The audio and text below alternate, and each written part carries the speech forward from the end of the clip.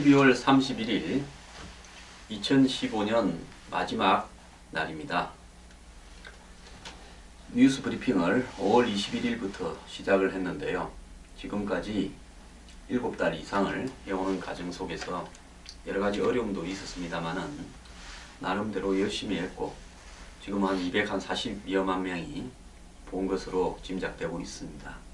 올 한 해 여러분과 함께 열심히 언론이 말하지 않는 부분, 뉴스의 진정한 이면에 숨어있는 진실, 그리고 이 사회개혁을 위한 이 여러가지 입장, 이런 부분들을 전달하기 위해서 노력을 했습니다. 또 우리 사회의 부패라든지 담합구조, 또 기득권 구조, 이런 부분들에 대해서 깨기 위해서도 나름대로 노력했습니다. 새해에도 열심히 이 뉴스 브리핑을 통해서 우리 사회가 좀 더 개혁적으로 나갈 수 있도록 노력하겠습니다. 오늘 첫 뉴스는 선거구 획정을 결국 오늘 안에 하지 않음으로써 법을 만드는 사람들이 사실상 법을 무시해버린 사상 초유의 사태에 대해서 이야기를 하겠습니다. 이 헌법재판소는 지난해 10월 기존 선거구 간 인구 편차를 현행 3대1에서 2대1 이하로 바꾸라고 결정을 하고, 그 결정을 2015년 12월 31일까지 선거법을 개정하도록 한 겁니다. 그래서 오늘 자정까지 선거법이 개정되지 못하면 헌재 판결에 의해서 현행 선거구 제도, 즉 246개의 지역구가 설정되어 있는 제도가 무효가 되어 버립니다. 자, 그러면 어떤 일이 생기는 건가? 엄격하게 법이 제대로 적용된다면 현행 선거구가 무효가 되면 국회의원은 선거구의 국민의 민의를 대변해서 국회의원으로 뽑혔습니다. 그런데 자신의 선거구가 없어져 버린다면 솔직히 말해서 국회의원들의 자격이 상실되는 것과 마찬가지입니다. 아니, 서울 종로에서 내가 뽑혔는데 서울 종로 지역구가 법적으로 없어져 버린 겁니다. 그러면 내가 어디에 국회의원이라고 이야기를 할 수 있겠습니까? 소급해서 옛날 종로 선거구의 국회의원이었다고 이야기하겠습니까?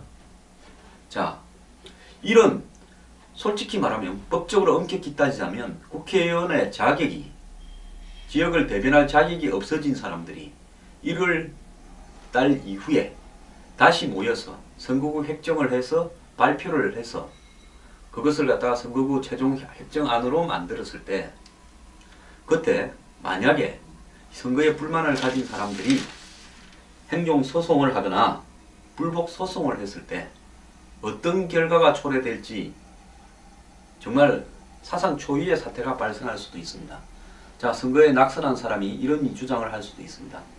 지금 만드는 선거구에 의해서 실시된 이번 총선은 자격이 없어진 사람들이 모여서 지역구를 만들어 가지고 치른 선거기 때문에 원천적으로 이번 선거는 무효다, 이렇게 이야기할 수도 있습니다. 또 예비 후보들은 사실상 기존 선거구에 따라서 등록을 했는데 기존 선거구가 오늘 날짜로 무효가 되어버리면, 오늘 날짜 이후로 무효가 되어버리면 어떤 일이 발생합니까? 자기가 뛸 선거구가 없기 때문에 예비 등록이 사실상 무효가 되어버립니다.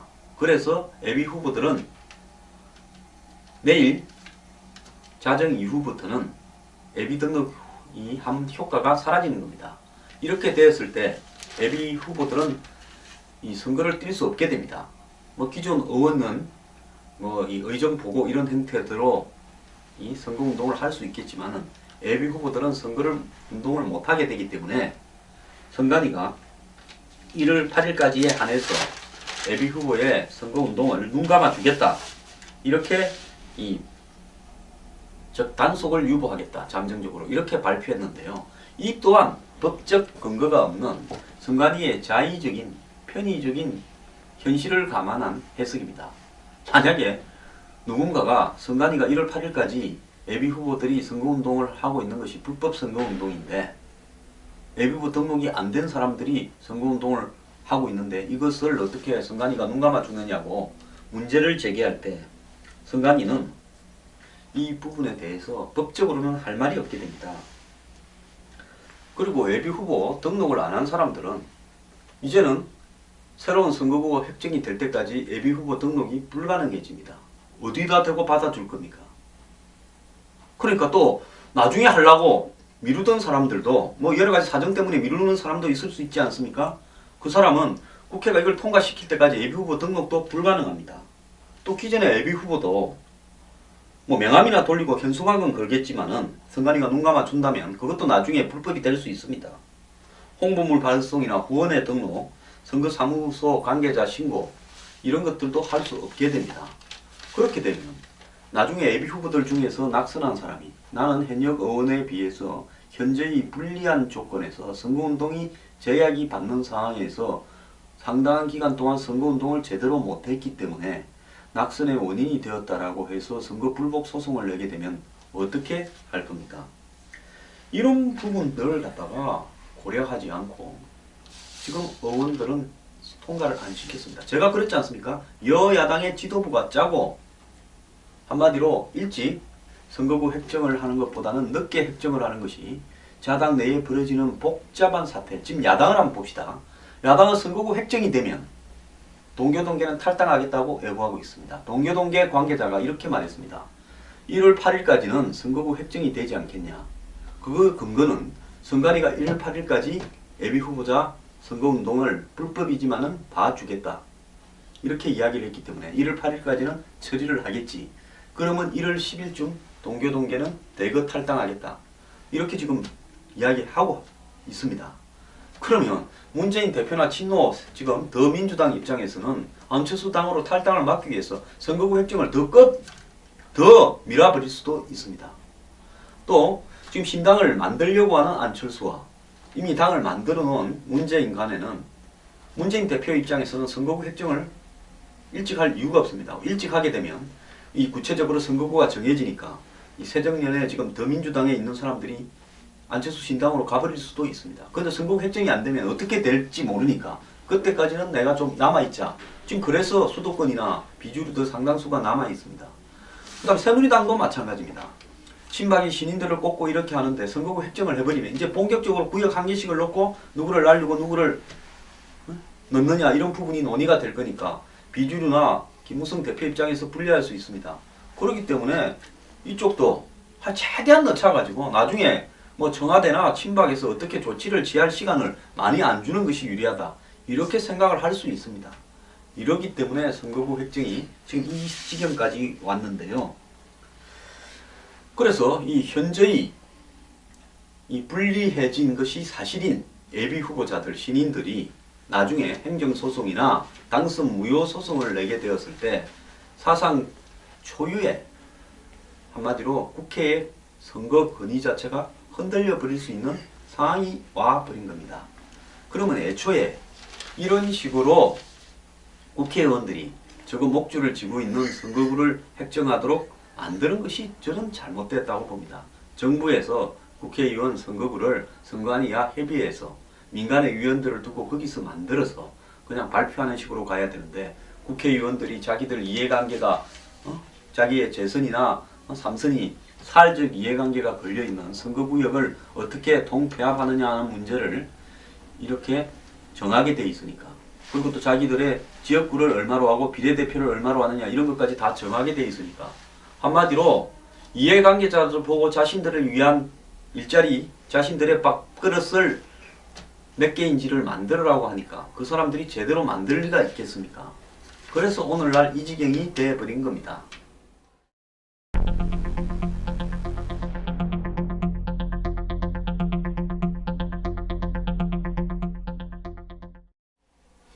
경제는 비상사태가 아니라고 크리스마스 때나 연말에 외국에 나가는 사람이 작년보다 늘어났다고 이야기하는 정의화 의장은 이 선거구 획정이 안 되는 부분은 비상사태라면서 1월 1일 0시 그리고 오늘 밤 자정을 기해서 선거구 기준을 제시하겠다고 합니다.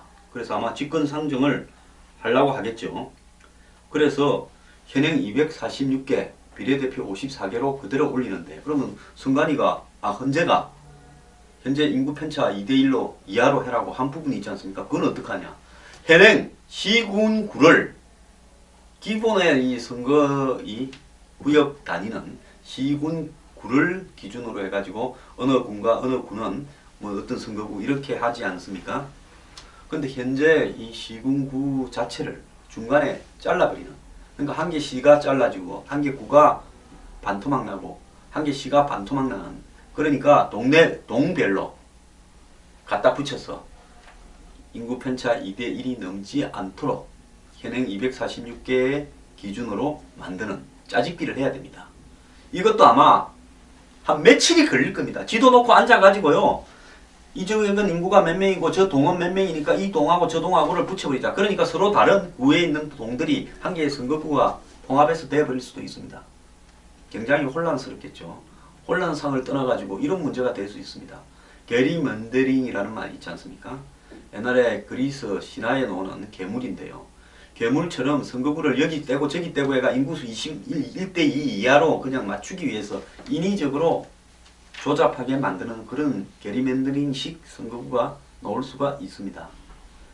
자, 이렇게 돼버리면 이제 주민들도 내가 어느 선거구고 우리 지역을 상징하는 국회의원이 누군지 알기 어려운 혼란상이 발생할 수도 있는데요. 자, 정의화 의장님은 이 모양을 중시하니까 집권 상정을 하려면 본인이 선거구를 늘리는 선택은 안 하겠죠. 그러니까 국회의원 정원을 늘리는 선택을 안 하고, 또 지난번에 253석까지 늘릴 수 있다라고 합의한 여야 그 부분을 정의화 의장이 집권으로 이렇게 늘려서 하지는 못할 겁니다. 그래서 246개 현행 지역구대로 올리게 되면 이제 선거관리위원회에 소속된 선거구 획정위원회에서 그 246개를 인구 편차가 1대2가 넘지 않도록 짜깁기를 해야 되는 겁니다. 수많은 지역, 한 30개 지역이 왔다 갔다 이렇게 주고받고를 해야 되는 상황이 벌어질 건데요. 자, 이 부분에 대해서 본회의에서 그러면 정의화 의장이 직권 상정을 하면 선관위가 선거구 획정위원회에 넘겨가지고 한 2, 3일 동안에 이 안을 만들어서 본회의에 이제 강제 상정이 됩니다. 그럼 여야가 표결을 해야 될 거 아닙니까? 그럼 여야가 표결에 찬성을 해서 그걸로 1월 8일 이전에 끝나느냐? 또 그러지 않을 수 있다는 겁니다. 거기에 보면 자기가 불리하게 된 사람들이 있을 거 아닙니까? 30곳이 통폐합 대상이 되는데 선거구 중에서 영호남에 각각 4지역구가 줄어들 수도 있다는 겁니다. 그래서 지난번에 자기들이 이야기한 지역구 253석 그리고 비례대표 47석보다 여야가 잠정한 합의한 안보다 훨씬 불리하겠죠. 그렇기 때문에 여기에 해당되는 의원들은 결사적으로 투표를 방해하고 들어누울 겁니다. 그러면 여야 지도부가 그걸 밀어붙여서 무시하고 통과될 수 있느냐? 여러 가지 문제가 될 수 있죠. 그러면 부결돼 버리면 만약에 또 다시 임시국회를 열어야 되는 이런 사태가 또 생깁니다. 이제 이러다가 나중에 지금 이 법들을 만든 국회의원들의 법적 자격이 있는 사람들이 한 것이냐, 근본적으로 이 사람들이 지금 선거구를 획정할 자격이 있냐, 1월 1일부로 선거구가 없어져 버렸는데 국회의원 자격도 없는 거 아니냐, 이렇게 이제 소송을 내고 이래 시작이 되면 4월 총선에 당선 자격 무효론까지도 등장할 수 있는 소지가 생겨버렸다는 겁니다. 자, 저들 밥그릇 지키려다가 이 총선의 권위마저도 지금 우습게 만들고 국민들의 투표마저도 게리먼더링식으로 선거구를 짜깁기 위해서 매우 혼란하게 만드는 것이 지금 대한민국 국회입니다. 이 와중에서 테러방지법, 북한인권법 같은 법들도 이제 다시 원점으로 돌아가 버렸습니다. 경제활성화 법안이나 노동관계 5법도 원점으로 돌아가 버렸습니다. 이제 또 협상을 시작하면 처음부터 다시 해야 될 겁니다. 그럼에도 불구하고 여야당은 직구석 싸움이나 공천 싸움 때문에 오늘도 국회를 열려고 생각도 안 하고 있습니다.